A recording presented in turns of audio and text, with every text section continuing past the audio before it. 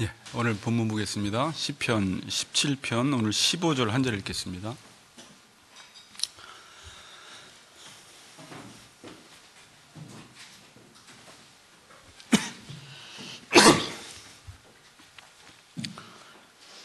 자, 우리 15절 같은 목소리로 함께 읽겠습니다. 시작. 나는 의로운 중에 주의 얼굴을 배우리니 깰 때 주의 형상으로 만족하리이다. 아멘. 자, 또 이렇게 건강하게 만나는데 우리 옆 사람 뒷사람과 인사합시다. 주의 형상으로 만족합시다. 이렇게 인사합니다.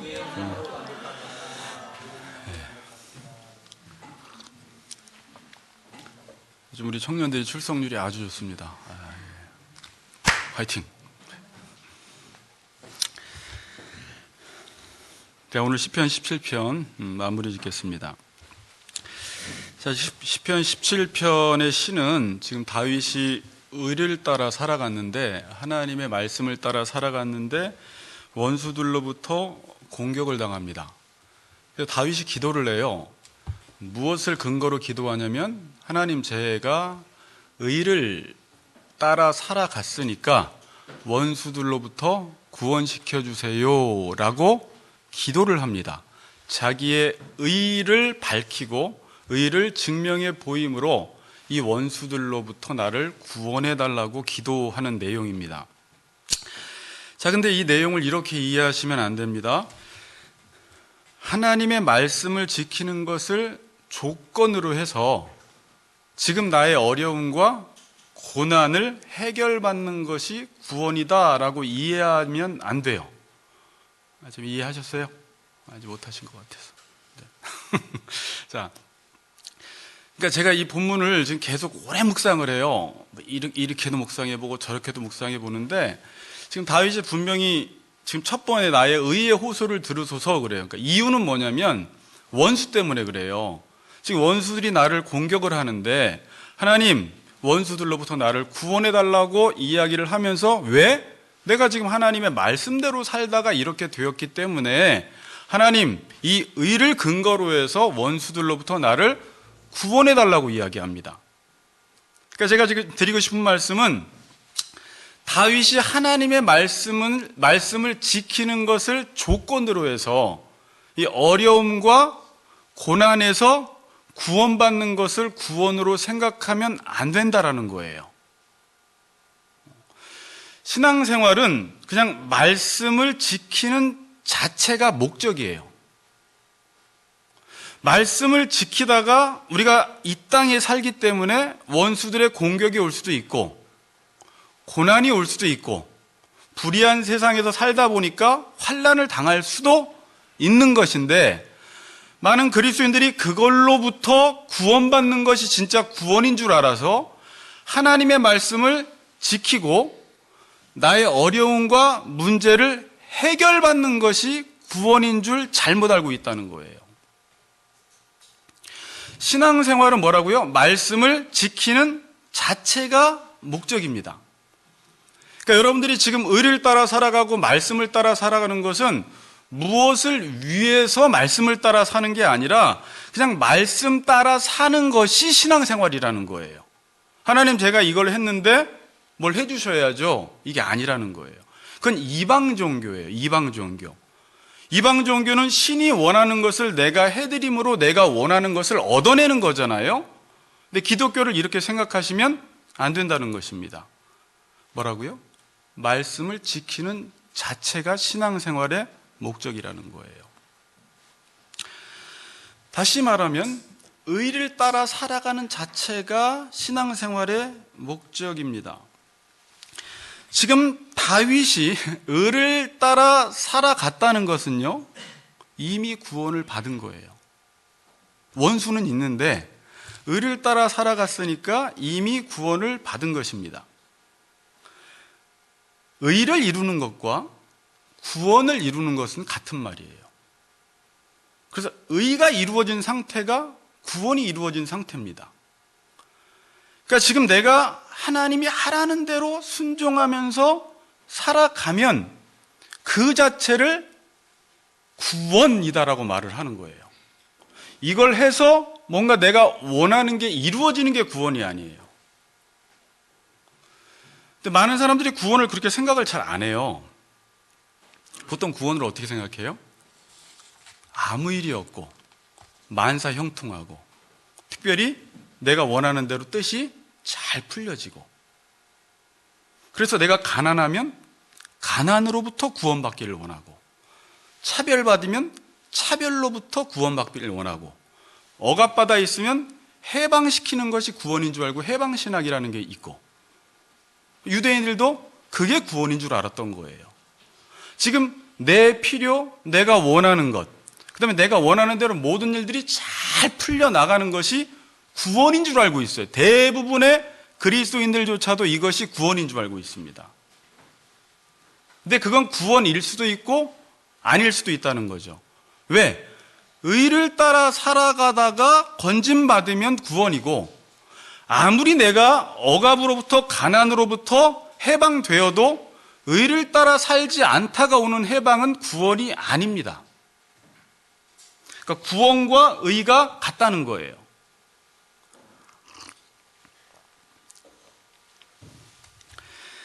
성경에서 말하는 구원은 뭐로부터의 구원이에요? 죄로부터의 구원이에요. 자, 근데 이 말도 잘 이해를 못해서 제가 모교반들에게 계속 반복해서 목요일날 설명을 드렸는데, 죄로부터 구원받았다라는 말이 뭐예요? 그러니까 구원은 어디로부터 구원받으면 어디로 향하는 목적지가 있어요. 애굽으로부터 구원받으면 가나안으로 가는 목적지라는 게 있어요. 풀원과 투가 있습니다. 그러니까 죄로부터 구원받고 의로 나아가는 것입니다.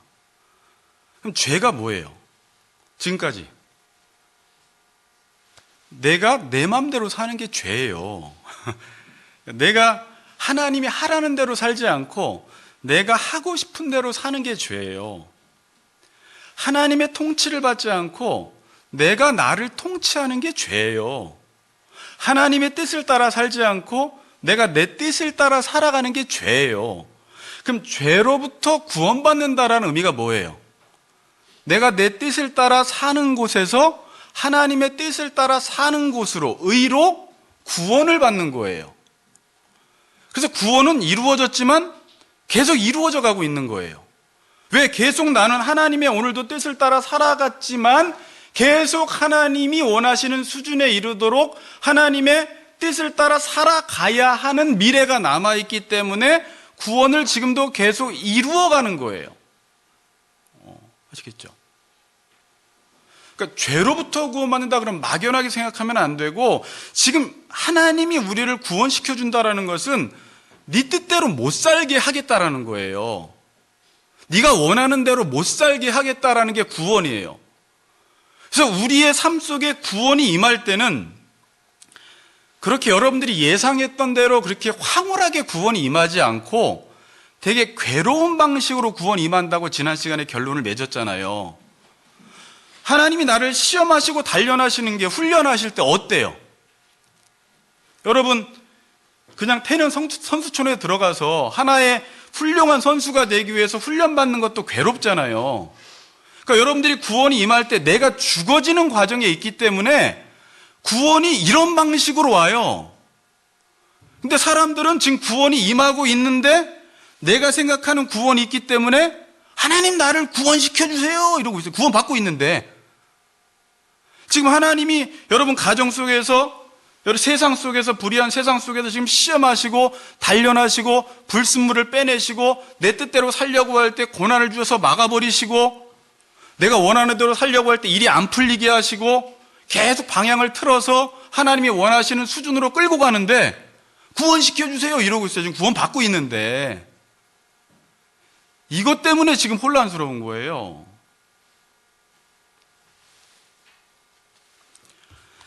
여러분, 어떤 운동선수가 있어요. 이 운동선수가 죄를 짓고 구원을 뭐라고 생각하냐면 먹고 놀고 마시고 취하고 나가서 춤추는 걸 구원이라고 생각하는 거예요. 그러니까 운동선수가 있는데 약간 날라리 운동선수들은 어때요? 그냥 나가서 놀고 싶은 거야. 훈련받기 싫은 거야. 오늘 클럽 나이트장 가고 싶은 거예요. 그게 나에게 구원인 줄 잘못 아는 거예요. 근데 코치가 운동선수를 구원한다는 건 뭐예요? 금메달 따게 만들기 위해서 단련시키는 거잖아요. 그래서 계속 아침에 일찍 깨워. 막 일어나면 운동장을 돌라고 해. 막 정상에 뛰어 올라갔다 막 시키고 식단 조절하고. 그럼 지금 운동선수는 운동선수가 되기 위한 구원이 이루어지고 있는 거죠. 근데 구원이 이루어질 때 되게 아파요. 나한테 체감되는 건 되게 고난이고 환난이에요. 근데 어때요? 지금 운동선수로 잘 훈련되어지고 있다는 것입니다. 그래서 기도를 어떻게 하라고 했어요? 이 훈련을 잘 받을 수 있도록, 하나님의 원이 이루어질 수 있도록 내 원을 죽이시고 이 훈련을 잘 받을 수 있도록 기도하는 게 기도라는 거예요.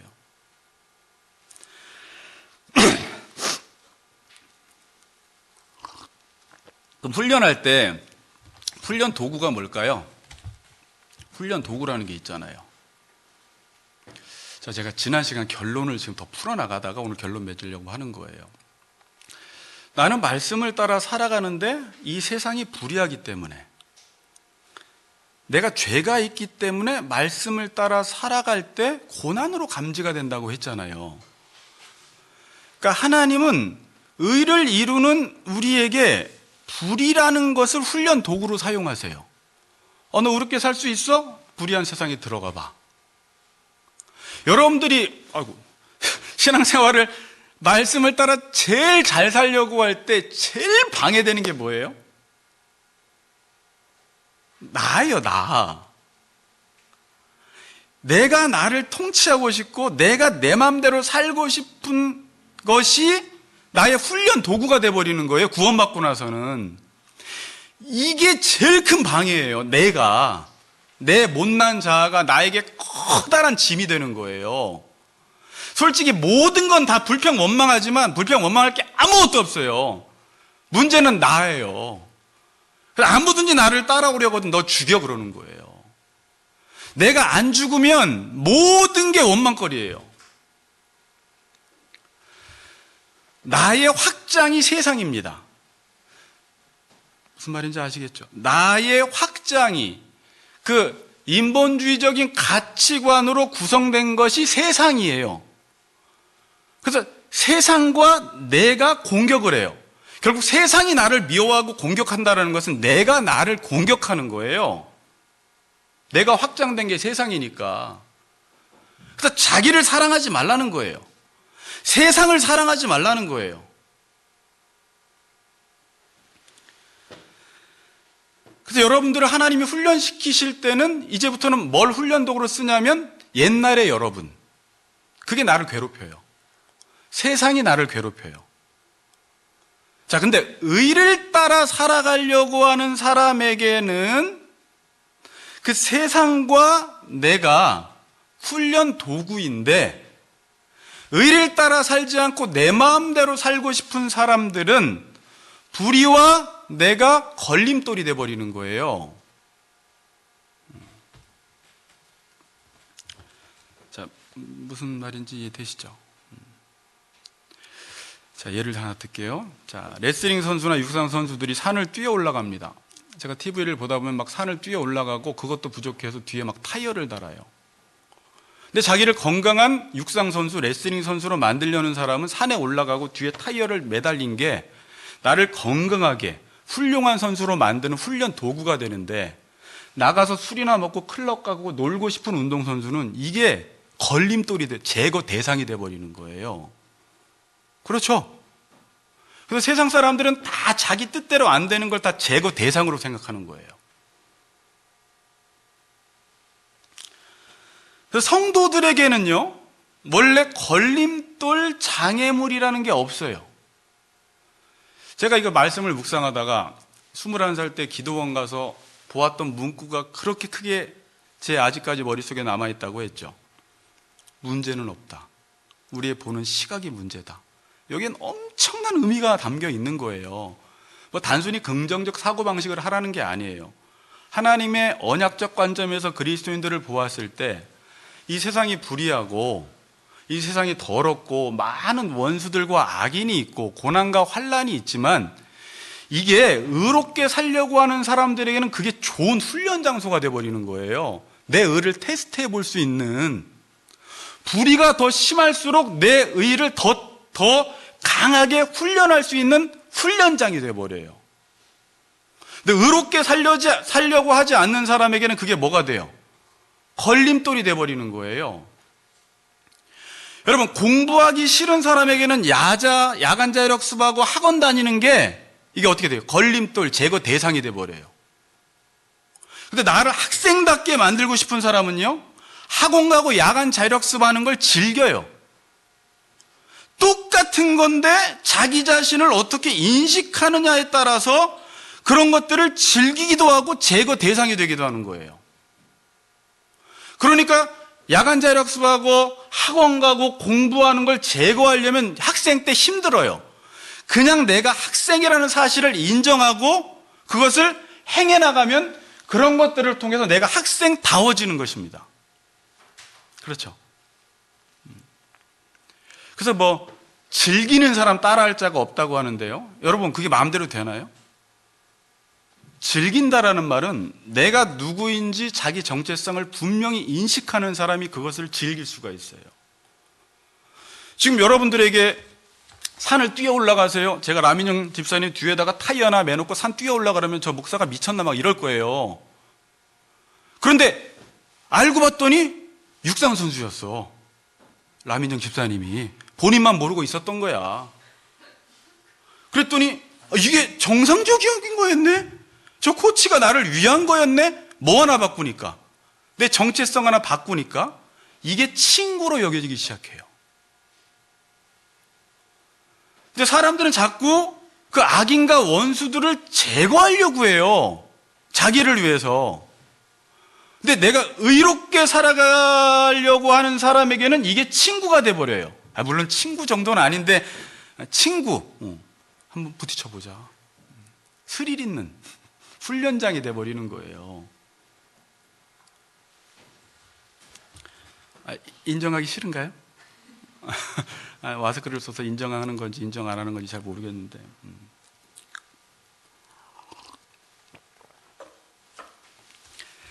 등산하기 싫은 사람에게 절벽이라는 것은 절망입니다. 나를 떨어뜨리려고 하는 것 같아요. 등산하는 사람에게는요, 이야, 절벽? 절호의 찬스인 거예요. 한번 올라가 보고 싶은 거예요. 지금 목회자나 성도들이 이 세상이 너무 불의하고 유혹이 많아서 의롭게 살 수 없다고 말을 해요. 그건 내 맘대로 살고 싶으니까 그런 말 하는 거예요. 세상이 불의하든지 어떻든지 의롭게 살려고 뜻을 정한 사람에게는 다니엘처럼 그냥 바벨론에 던져놔도 그것이 그냥 다니엘을 연단시키는 것이 돼버리는 거예요. 자, 요거 하나 잘 깨달아도 세상 살기 조금 힘들지만 편할 것 같은데, 네. 여러분들이 교회 와서 성도들을 만납니다. 여러분, 교회 와서는요, 뭐 이렇게 훈련 받을 일이 별로 없어요. 다 믿기 때문에. 근데 이제 직장에, 세상에 나가면 말씀대로 사는 게 힘들어져요. 말씀대로 사는 게 힘든 게 아니라 내가 준비가 안 되고 훈련이 안 됐기 때문에 힘든 거예요. 그러니까 자꾸 힘들다고 하는 사람은 내가 내 뜻을 따라 살고 싶은 사람들이 힘들어요, 그래요. 근데 자기 자신이 연단되고 훈련된 사람은 어떤 장애물이 있어도 그냥 내 의의를 테스트해보고 시험해볼 수 있는 좋은 기회로 본단 말이에요. 물론 넘어지기도 하고 자빠지기도 하지만, 그러니까 근데 이제 교회 들어왔어요. 근데 교회 들어왔다고 해서 장애물이 없는 건 아니에요. 교회 자체가 장애물을 다 제거시켜주지 않습니다. 불의한 사람이 들어온다거나 불의한 목사가 있다거나 불의한 어떤 시스템이 있으면 그것도 여러분들이 훈련을 받아야 돼요. 특별히 여러분들이 이제 뭐 청년 때나 어른 때나 뭐 구역 원들을 배정할 때나 조를 배정할 때나 다 마찬가지인데, 이상하게 내가 내 뜻에 맞지 않는 사람이 교회 안에 들어오기 시작해요. 그러니까 그 사람이 이상한 게 아니라 나랑 안 맞는 것 뿐이에요. 그렇죠? 그래서 다 이 사람이 좀 나갔으면 좋겠고, 다음 조편성할 때는 어떻게? 나랑 좀 안 됐으면 좋겠죠. 근데 그 사람이 나가도 그런 사람이 또 들어와요. 그럼 어떻게 해야 될까요? 하나님은 그 사람과 연합할 수 있는 훈련을 하라는 거예요. 뭐 자기 마음에 맞는 사람하고는 못 지내는 사람이 어디 있습니까? 다 잘 지내죠. 근데 나와 되게 기질적으로 다른 사람들이 옆에 있어요. 그때 이 사람과 연합하다가 내가 죽어요. 근데 이 사람이 없으면 나는 성장을 못해요. 그래서 가끔 다 모든 게 훈련 도구예요. 내 와이프도 그렇고 내 자식도 그렇고 내 남편도 그렇고 보면 다 나를 연단시키는 깎는 사람들이에요. 내 맘대로 살고 싶으면 다 제거 대상이 되는데 좋았어. 여기서 한번 의를 따라 살아보자. 내가 여기서 한번 연합을 이루어보자라고 할 때 힘들고 어렵고 눈물 나고 때려치고 싶은데 그때 어떤 일이 벌어져요? 거기서 내가 살해를 당하는 거예요. 무서운 자기 죽음이 이루어져요. 근데 신앙생활은 이걸 하라는 거예요. 이걸.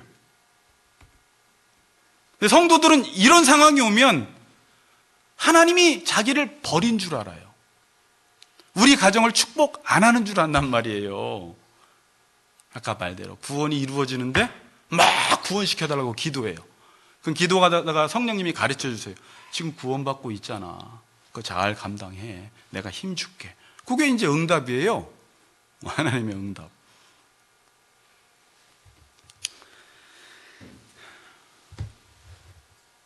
여러분, 이제는 우리 인생에 제일 두려운 게 뭐죠? 죽음이에요. 살다가 이 죽음이라는 세력 앞에 인간은 무기력해집니다. 자, 그런데 의를 따라 살아가는 사람에게는 죽음도 방해가 안 돼요. 지금 그 얘기를 성경에서 로마서에서 하고 있는 거예요. 죽음도 방해가 안 돼요. 자, 제가 산다 죽는다라는 걸 알려드렸죠. 사는 게 뭐예요? 하나님의 뜻을 따라 의롭게 사는 게 구원이고 사는 거예요. 자, 이제 개념 정리를 잘 하세요. 이미 살았어요. 하나님의 뜻을 따라 사는 사람은. 그럼 죽음이 뭐예요? 내 뜻을 따라 살아가는 게 죽음이잖아요. 그것 때문에 육체적 죽음은 물론이거니와 그 이후에 영원한 멸망이 있는 거잖아요. 근데 지금 내가 사도들처럼 의를 따라 살아가다가 누가 나를 죽인대. 그럼 오히려 이 사람은 그 죽음이 방해가 되는 게 아니라 더 의를 붙잡는 사람이 돼버리는 거예요. 죽음이 의를 따라 살아가는 걸 끊어내지 못해요. 그게 로마서 8장 뒷부분에서 하나님이 우리를 위하시면 누가 우리를 대적하냐라는 거예요. 아무도 의가 뭐예요? 하나님과 나와의 관계를 어떤 것도 끊을 수 없다는 거예요. 사망이나 어떤 권세나. 이해되시죠? 그래서 죽음과 상관없이 사는 것입니다. 그래서 여러분들이 사도행전을 보면 하나님의 말씀을 따라 살아가다가 죽음이 오면 오히려 지난 시간에도 말씀드렸지만 스데반은 하나님의 얼굴을 보면서 기뻐요. 왜? 의를 이룬 사람들이 이미 하나님과의 관계가 끈끈하게 맺어졌기 때문에 이미 생명을 얻었기 때문에 죽음이라는 것이 의를 이루고 생명을 이루는데 아무런 방해가 안 된다라는 거예요. 죽음을 이미 극복한 거예요. 내가 확신하노니 사망이나 생명이나 천사들이나 권세자들이나 현재일이나 다른 어떤 피조물이라도 우리를 우리 주 그리스도의 사랑에서 끊을 수 없다. 이렇게 말하는 것입니다.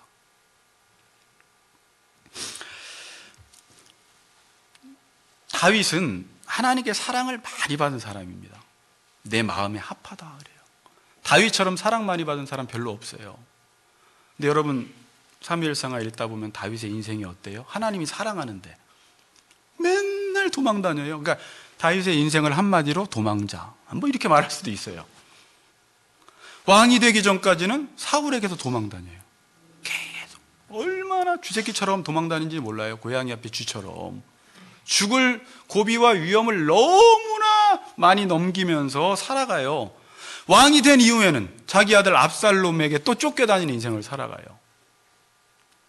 자, 여러분, 누군가로부터 쫓길 때, 원수가 나를 쫓아올 때 하나님으로부터 멀어지는 사람이 있는데, 의인들은요 하나님과 가까워져요. 쫓아오면 어떻게 돼요? 하나님께 피해버려요. 쫓아오면 하나님께 도망가 버려요. 누군가 나를 쫓아오기 때문에 하나님과 더 가까워진 거예요.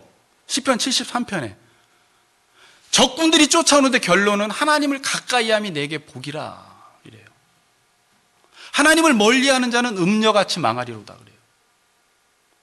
여러분 인생 속에 막 누군가 나를 괴롭히고 남편이나 아내나 원수나 내 자신이나 세상의 직장에서 어떤 동료들이 나를 괴롭힐 때 의인이 아닌 사람들은 거기서 하나님으로부터 떨어져 나가지만 의인들은 그게 기회가 되어서 오히려 디딤돌이 돼버려요. 하나님께 나가는 기폭제가 돼버린다라니까요.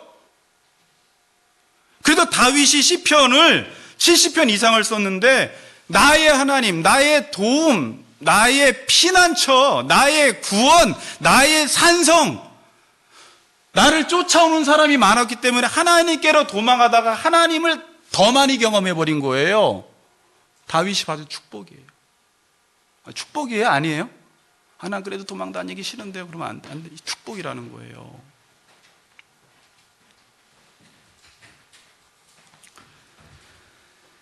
그리스도인들은 누가 죽인다고 하면 하나님께 더 나갑니다. 누가 공격하면 하나님을 더 찾아요. 지금 우리 교인들 중에서도 하나님께 도망가고 하나님께 피하는 사람이 누구예요? 원수가 있는 사람들이 피하지. 지금 내가 너무 잘 살아요. 잘 안 피하더라고요. 그런 분들은 기도 잘 안 해요. 누군가가 나를 너무 괴롭히니까 하나님한테 밖에 갈 데가 없어. 그러다 보니까 거기서 의인으로 다듬어지기 시작해요. 원수는 원수가 아니었습니다. 원수는 나를 하나님께로 밀어넣는 촉매제였어요. 물론 어떻게 원수한테 감사합니다죠. 뭐 그렇게까지는 아니지만 그것 때문에 하나님의 말씀을 따라 살다 보니까 발은 땅에 딛고 있는데 자꾸 저 하나님 나라를 사모하는 자로 만들어줘요. 이 땅엔 내가 있을 곳이 아니다. 난 나그네다. 저 영원한 소망, 그 하나님을 계속 눈을 크게 뜨고 바라보도록 만드는 일을 누가 했냐? 원수가 한 것입니다. 자, 재밌는 퀴즈 하나 낼게요. 자, 뒤에 건우도 한번 맞춰보세요. 자, 사법고시를 누가 보는데 부자인 사람이 사법고시를 잘 볼까요? 가난한 사람이 사법고시를 잘 볼까요?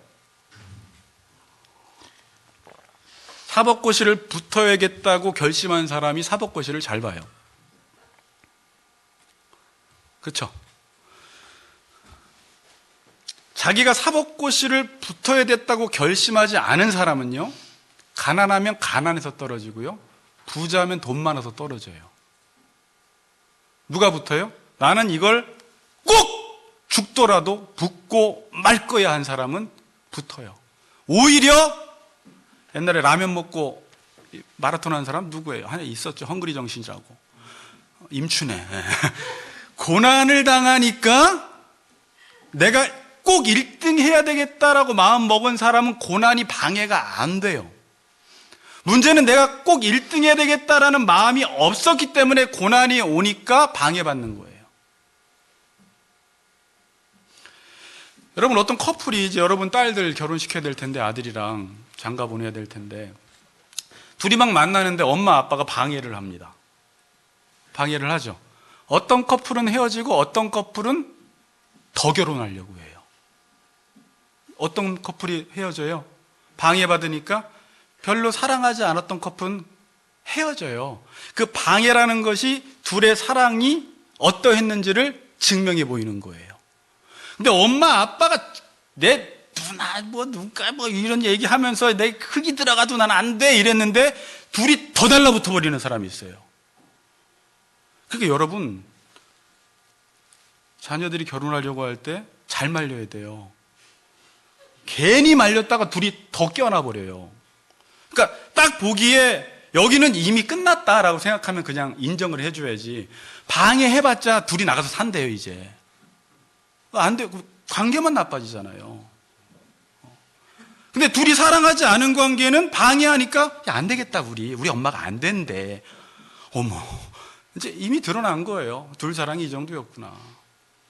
자, 그런 차원에서 또 로마서 8장이 누가 우리를 그리스도의 사랑해서 끊으리요 그러잖아요. 하나님이 나를 사랑하고 내가 하나님을 사랑하는데 어떤 사망이라는 것이, 세상의 힘이 우리를 끊어놓으려고 지금도 발악을 하는 거예요. 근데 끊을 수 없다는 거예요. 왜? 하나님이 우리를 죽기까지 사랑하기 때문에 끊어놓을 수가 없다는 거예요. 그러니까 그리스도인들은 원수가 있고 악인이 있고 누군가 우리를 방해하면 어떻게 돼요? 더 하나님께 가버리는데 어떡해. 둘이 이혼을 못 시켜요.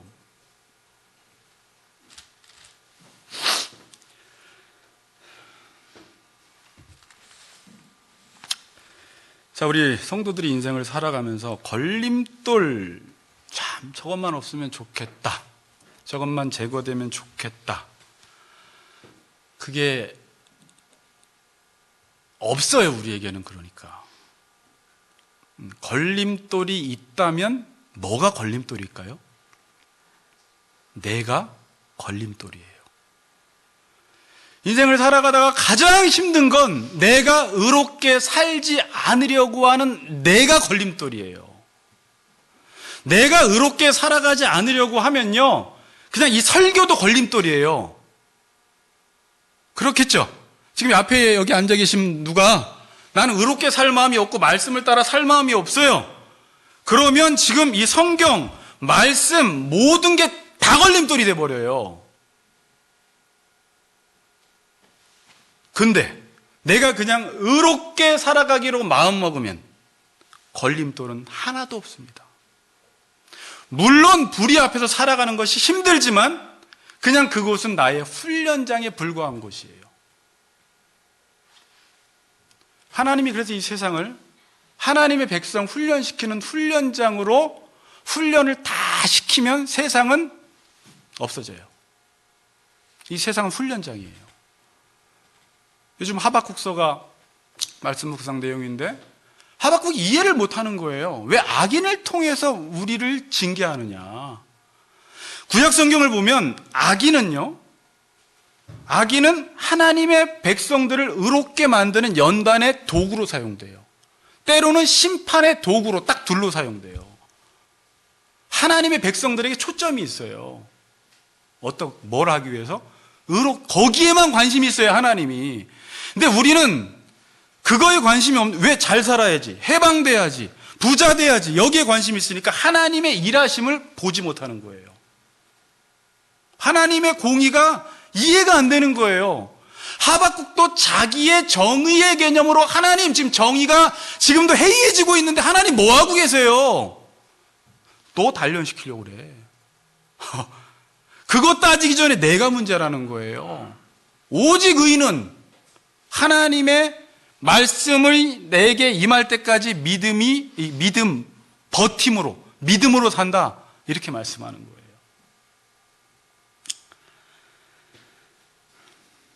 신앙생활 하는데 가장 걸림돌이 누구라고요? 나입니다. 따라해 봅시다. 내가 신앙생활 하는데 가장 큰 걸림돌이다. 그게 맞아요. 누구 때문에 못 해먹겠네. 저도 예전에 좀 그런 마음이 조금 들었는데 아니에요. 나 때문에 못 해먹겠는 거예요.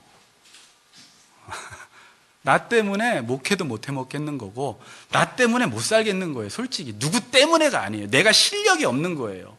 그 사람 하나 끌어안을 실력이 없었던 거예요. 왜? 지금까지 내 맘대로 살아왔거든.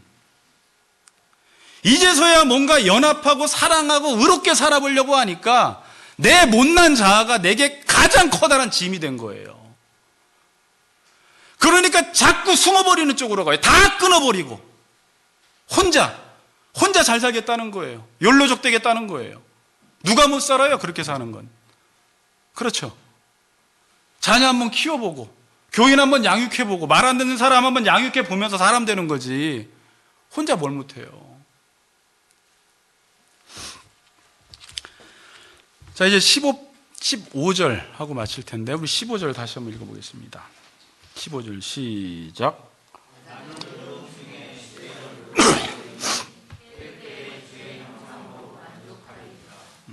아멘. 자, 이제 질문 던질게요. 이런 질문은 중요한 질문이에요. 신앙생활의 최종 목적이 뭐예요? 여러분들이 신앙생활하는 최종 목적이, 아니 너무 많이 생각하지 말고 오늘 본문을 근거로 해서 의인 되는 거죠. 의인 되는 거예요. 죄인에서 의인 되는 거예요. 구원받는 거예요. 참, 이렇게 질문할게요. 의인 되고 구원받는 이유가 뭐예요? 그러니까 왜 하나님이 우리를 의인 삼아 주셨고 구원시켜 주었어요? 하나님을 알라고. 내 뜻을 따라 살지 않고 하나님이 하라는 대로 순종하다 보면 궁극적으로 하나님이 우리에게 이루어주고 싶은 것이 하나님을 알게 하기 위한 게 신앙생활의 최고 목적이에요. 그 이상은 없어요. 계시록이 그렇게 끝나요. 주의 얼굴을 오늘 본문 표현으로 보는 게 신앙생활의 최종 목적이에요. 신앙생활을 오래 했는데 하나님을 몰라, 주의 얼굴이 안 보여, 신앙생활 안 한 거예요. 안 했다라는 건 뭐예요? 내가 안 죽었다는 거예요. 내가 안 죽고 내 죄가 내 안에 그대로 있으면 자기 자아가 살아있는 사람들은 소경이 돼요. 요한복음 9장에. 그래서 아무것도 못 봅니다. 자기가 보고 싶은 것만 봐요. 그래서 하나님이 안 보여요. 의인이 돼서 마음이 청결한 사람, 불순물이 빠진 사람만, 마음이 청결한 자가 하나님을 볼 것이며 그래요. 지금 여러분들 삶 속에 하나님이 안 보이는 이유는 하나님이 안 보이는 게 아니라 내 죄 때문에 안 보이는 거예요. 그럼 하나님을 보게 하려면 뭐만 해결되면 돼요? 죄만 해결되면 되는 거예요. 그래서 하나님이 여러분의 죄를 해결해 주기 위해서 시험하고 단련시키는 거예요. 원수들을 붙여서 여러분들을 훈련시키는 거예요. 여러분 자아를 죽여버리는 거예요. 불순물을 빼버리는 거예요. 그랬더니 처음에는 원수 좀 없애달라고 기도하다가 오늘 본문은요, 원수 없었단 말이 14절에 없습니다. 그냥 그들은 그들의 자녀로 만족합니다. 그러고 바로 15절에 나와요. 깨달은 거예요, 다윗이. 그 의롭게 살아가다가 원수들이 공격해서 원수들로부터 구원해달라고 했는데 알고 봤더니 그 의를 따라 살아가다가 주님 봐버렸어. 요 내용이에요. 됐다, 끝났어요. 누구를 위해 기도하고 살려달라고 기도하다가 기도하던 사람이 주님 봐버렸어요. 뭐 이 문제는 해결될 수도 있고 안 될 수도 있어요. 내가 부모를 위해서, 아픈 사람을 위해서 기도하다가 내가 하나님의 형상과 하나님의 얼굴을 봐버려서 천국이 이곳에 임해버린 거예요. 나머지 건 하나님이 하셔야 돼요. 자, 고린도전서 3장 보세요. 재밌는 구절인데 13장 12절, 고린도전서 13장 12절 같이 한번 읽어봅시다. 시작.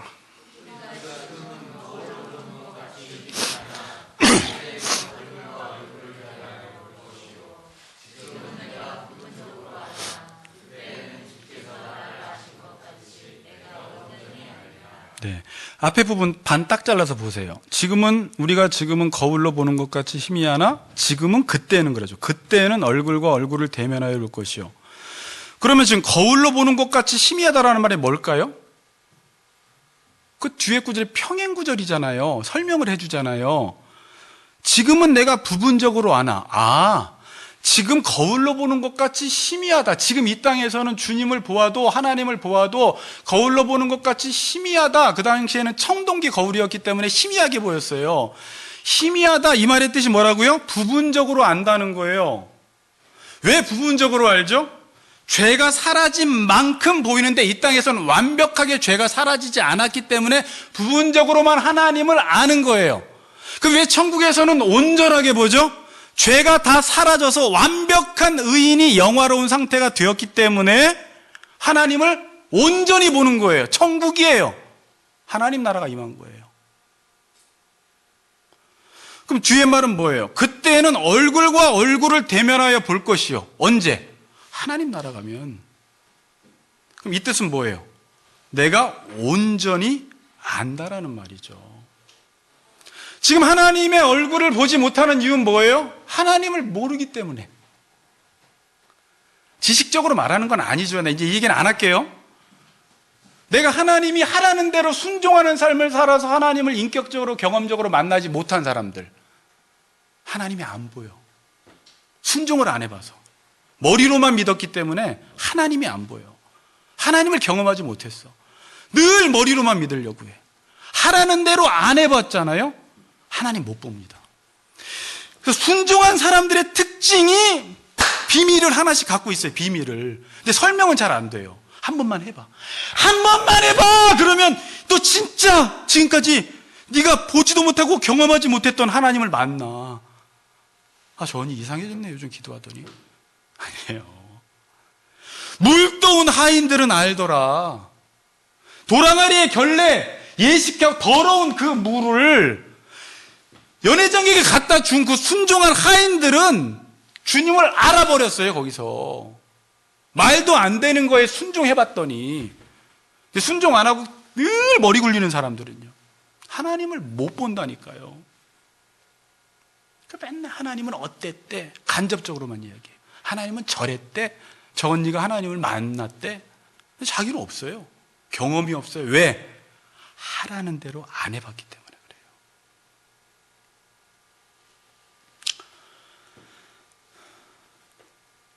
얼굴을 본다라는 말은 구약성경에서 한 인간 전체를 뜻합니다. 그러니까 하나님의 얼굴을 본다라는 건 하나님을 보는 거예요. 그래서 얼굴과 얼굴을 대면하여 본다 그러죠.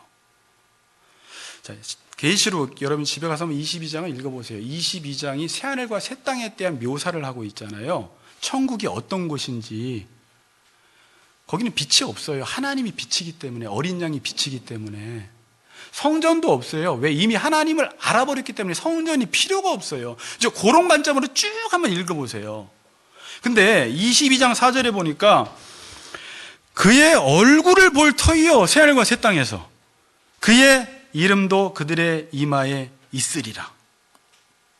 그러니까 새하늘과 새 땅에서는 그의 얼굴을 본다라는 건 뭐예요? 하나님과 완벽한 교제가 이루어진다는 거예요.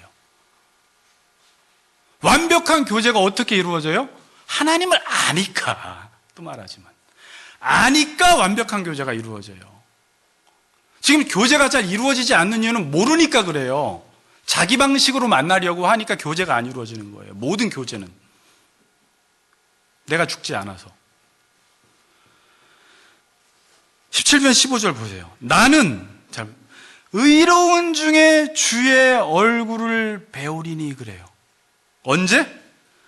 의로운 중에만 주의 얼굴을 배울. 그러니까 다윗이 처음에 의의 호소를 들으소서, 하나님 나 의를 행했는데 원수가 공격을 해요. 의를 행했는데 원수가 공격을 지금 멈췄는지 하는지는 모르고 의를 행하다가 주의 얼굴을 봤다라고 끝나요, 이 시편이. 반대로 죄 중에 있으면 주의 얼굴을 볼 수가 없는 것입니다. 하나님을 보는 건 지식으로 보는 게 아닙니다. 목사라고 보는 거 아닙니다. 교회 오래 다녔다고 보는 거 아닙니다. 산기도 다닌다고 보는 거 아닙니다. 강대상 앞에 올라왔다고 보는 거 아닙니다. 의로운 사람만 하나님을 봅니다.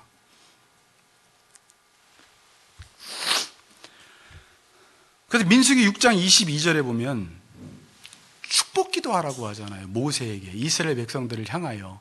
그 내용이 이 내용이에요. 한번 읽어봅시다.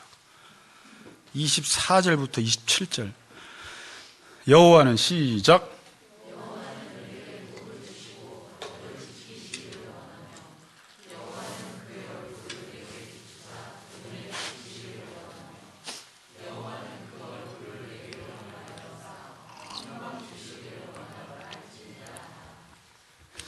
이같이 내 이름으로 이스라엘 자손에게 축복할지니 내가 그들에게 복을 주리라.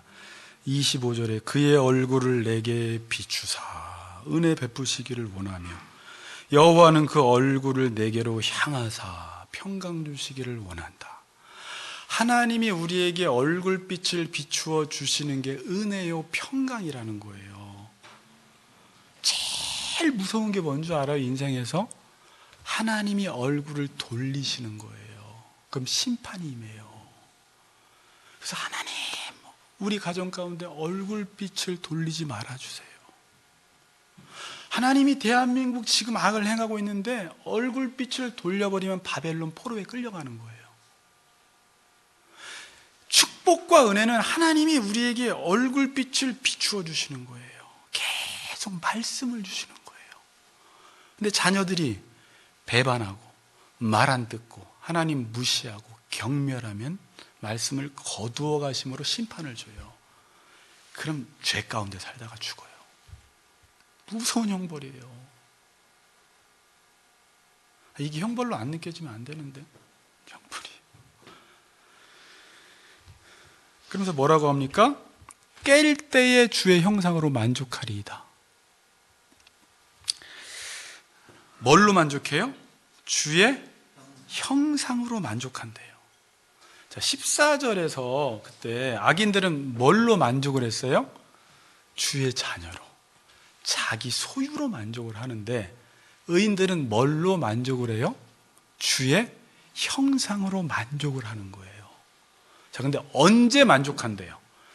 깰 때예요. 자, 이것도 평행 구절이에요. 깰 때라는 것은 의로운 중에라는 말이에요. 제가 이제 주석을 찾아봤는데 그냥 이 깰 때라는 말은 별 의미가 없어요. 그냥 아침에 깬다 할 때 그냥 그 단어예요. 그래서 어떤 주석학자들은 그냥 부활할 때다 이렇게 말을 하는데, 자, 우리가 부활할 때다 그러면 당연히 부활할 때는 깨서 주님을 보죠, 미래에. 근데 제가 또 하나님 나라 가르쳐 드렸죠. 부활은 미래적 부활도 있지만 현재적 부활도 있죠. 그럼 현재적 부활이 뭐예요? 지금 내가 내 뜻을 따라 살다가 하나님이 하라는 대로 살면 그게 자다가 깨어난 거예요. 열처녀 비유에서 이 사람들이 지금 5처녀가 잠들었다. 그거는 하나님이 말씀대로 지혜롭게, 마태는 그렇게 표현하지, 지혜롭게 행하지 않은 거예요.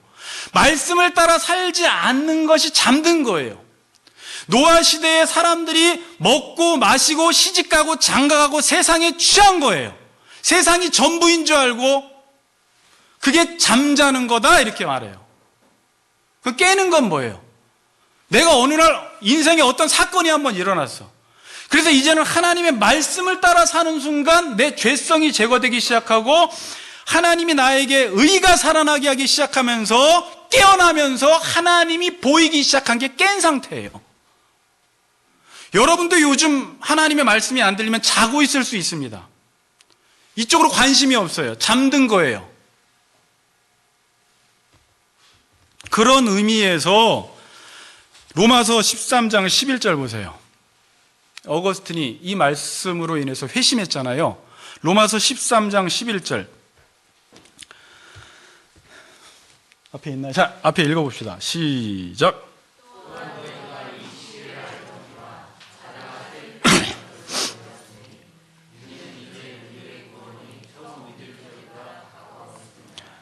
밤이 깊고 낮이 가까웠으니 그러므로 우리가 어둠의 일을 벗고 빛의 갑옷을 입자.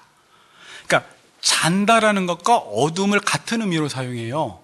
그럼 성경에서 어둠, 잔다, 내 뜻을 따라 살아가는 상태. 그럼 빛된 삶 뭐예요? 산상설교에서 하나님의 통치를 받아 내 심령이 가난해져서 하나님의 뜻을 따라 빛된 삶을 사는 상태, 하나님께 영광을 돌려.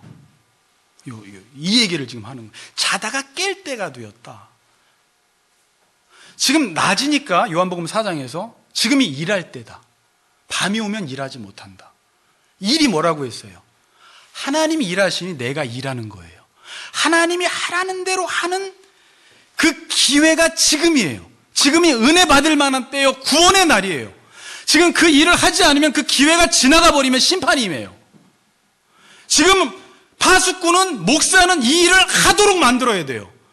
여러분들이 뭐 제 뺨을 치고 교회를 떠나간다고 해도 그냥 이 말을 해야 되는 거예요. 안 나오려면 안 나도 되니까 그냥 이 말은 하고, 여러분들은 거기서 여러분들이 듣고 안 듣고는 여러분들이 선택하는 거예요. 왜? 이게 사실이니까. 그렇게 살기 싫은 사람은 그냥 안 살다가 가면 되는데 심판당해요. 근데 그걸 사람들은 염두에 두지 않아요. 무시해요. 무슨 지금 노아가 지금 홍수가 임한다고 하니까 다 노아를 비웃잖아요. 마찬가지예요. 이 시대 사람들도. 지금 아파트 값이 얼마고 10억이고 30억이고 막 사람들은 거기에 왕창 미쳐 있어요. 그게 자기의 인생의 전부인 줄 알아요. 아까 지난주에 악인들의 삶, 뭐에 만족해요? 자기 배부르기, 자기 배를 불리고 자식에게 모든 재산을 다 남은 산업을 넘겨주고, 이게 악인들의 삶인데, 내가 의로워지기 위해서 하나님이 나를 단련시키지 않았으면 내 상태가 그 상태였어요. 솔직히 그렇잖아요. 저와 그 안에 내 모습이 있어요. 내 모습이, 그렇게 하고 싶은 내 모습이. 제가 여러분들에게 여러분 주의 형상으로 만족하십시오 라고 하면 아멘! 우리 교인들 그러면 좀 제정신이 아니에요. 그거는요. 왜냐하면 주의 형상으로 만족하십시오? 이러면 정상적인 건 주의 형상으로 만족이 돼? 이렇게 나오는 게 정상입니다. 자, 다시 한번 하겠습니다. 주의 형상으로 만족하십시오.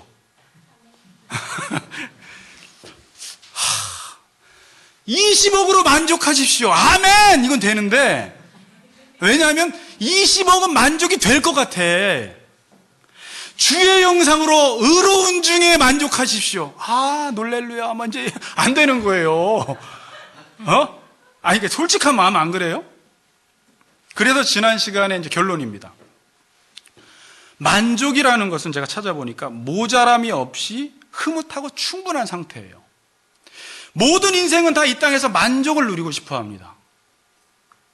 근데 만족은 마음과 연관이 되어 있어요. 두 가지 마음이 있다고 했습니다. 지난 시간에 악인들의 마음은 어때요? 기름이 찼어요. 마음이 둔해요. 나라는 불순물이 빠져나가지 않은 사람들은 소유로밖에 만족을 못합니다. 악인들이 그랬어요. 그래서 계속 재산을 쌓는 거예요. 물려주는 거예요. 이건 뭐가 문제냐면 마음이 문제인 거예요. 내가 죽지 않아서 불순물이 빠지지 않으니까 기름기가 차 있으니까 소유로밖에 만족을 못하고, 하나님께 연단받아서 나라는 사람이 죽어지고 마음이 청결해져서 주님을 보니까 이거는 주님과 비교가 안 되는 거예요. 그래서 지난 시간 설교랑 또 연관시키면 이제는 이걸 다 팔아다가 보화를 사버리기 시작하는 거예요. 자기의 소유를 다 팔아서 이 보화를 사요. 천국 비유예요, 이게. 근데 부자는 이걸 못하더라 이거예요. 팔 게 너무 많아서 근심하며 돌아가더라 그래요. 영생을 놓쳐버렸어요. 자기가 가지고 있는 소유 때문에. 마음의 문제, 내 마음의 상태에 따라서 만족의 내용이 달라져요. 무슨 말인지 아시죠? 내 마음의 상태에 따라서 소유로 만족하느냐, 주의 형상으로 만족하느냐가 달라져요. 근데 여러분이 억지로 오늘 목사님이 이제 주의 형상이 나의 만족이라고 했으니까 난 이제부터 주의 형상으로만 만족해야지, 안 된다니까요. 뭐 해야 돼요? 내 마음이 죽어야 돼요. 그래서 그 일을 시켜요. 그러면서 하나님만 바라보도록 만드는 거예요. 이 사이에 끼어 있습니다, 우리가. 마음은요, 하나님으로만 만족되게 되어 있습니다. 따라합니다. 마음은 하나님으로만 만족된다. 자, 근데 마음이 하나님으로 만족된다는 것은 제가 쉽게 표현해 볼게요. 마음이 짝을 만난 거예요. 그 마음의 짝은 누구예요? 하나님. 그러니까 만족이 와요. 마음의 짝은 얼마 전에 설교해서 율법이에요. 율법 있는 마음은 그때 마음이 제 기능을 하기 시작해요. 자, 근데 사람들이 지금 마음 둘 곳이 없잖아요. 자, 잘 생각해 보세요. 내 마음 둘 곳이 없어. 술에 내 마음을 둬볼까? 돈의 마음을 둬볼까? 섹스의 마음을 둬볼까? 권력의 마음을 둬볼까? 사람에게 마음을 둬볼까? 근데 둬봤더니 어때요? 짝을 못 만나니까 만족이 없어요. 그런데 이 마음이 연단받지 않은 사람들은 절대 주의 형상으로 만족을 못하고 그냥 그것보다 더 많이 가지면 만족이 될 줄 알고 죽을 때까지 소유욕에 취해서 사는데 만족 없이 죽어버리는 거예요. 자, 그러면 여러분들은 그냥 내 마음을 단련하지 않은 채 소유에서 만족하려고 하세요? 아니면 지금 내 마음이 단련되면서 점점 주의 형상으로 만족하는 게 무엇인지 알겠어요. 두 개가 막 다 같이 가요, 지금.